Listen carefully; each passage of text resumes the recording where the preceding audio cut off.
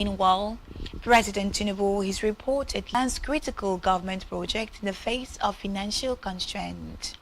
The three types of borrowing are capital grazing funds, the FGN 2025 to 2026 Standard Borrowing Plan, and a request for approval for issuance of domestic bonds to fund retirees' pensions through the contributed by the presiding officer of the Senate and House of Representatives.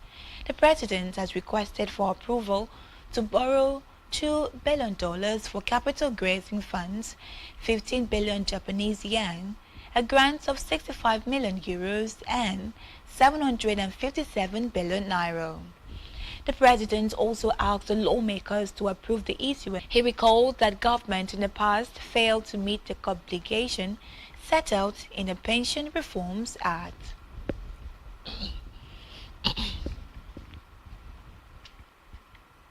To the Green Chambers, the House of Representatives Committee on Finance and Public Assets have to align with global financial management practices and regulatory expectations.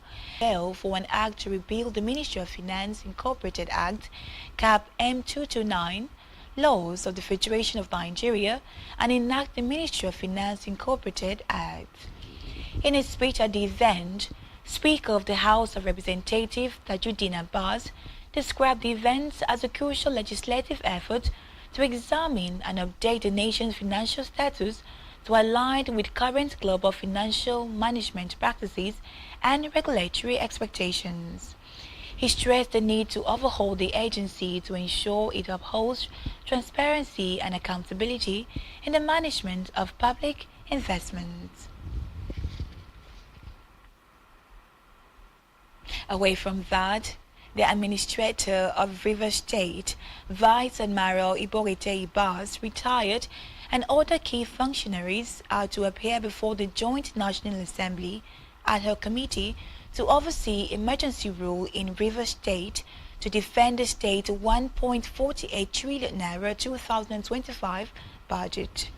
The leader of the Senate and chairman, Senate ad hoc committee to oversee emergency rule in Rivers State, Senator Okweyemi Bamidele, APC, Ekiti Central, disclosed this at the inaugural meeting of the committee in a new Senate wing, National Assembly Complex, Abuja. This is according to a statement by the upper chamber in Abuja.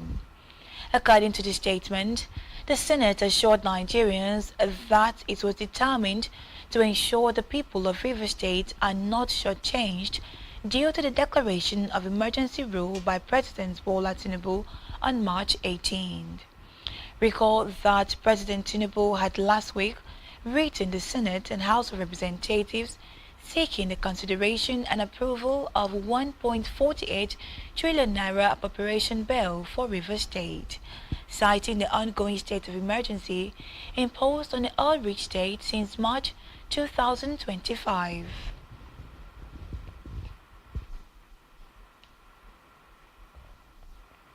Back here, Governor Umoina, who has reaffirmed his determination to link all parts of Akwa Ibom State to the capital, just as he is taking decisions that will effectively link the state to Abuja.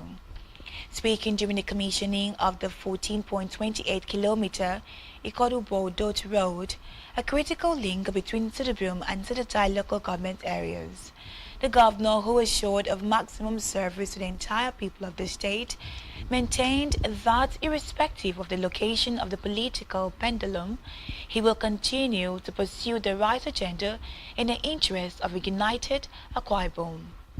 The governor acknowledged few spurs of the road that have been brought to his notice and promised to give attention to those new concerns. Speaking earlier on behalf of both local government areas, the chairman of Nsudubum, Alfred Charles, described the governor as the pride of Nsudubum and the son of the land of fulfillment. He further pledged unwavering support of Nsudubum people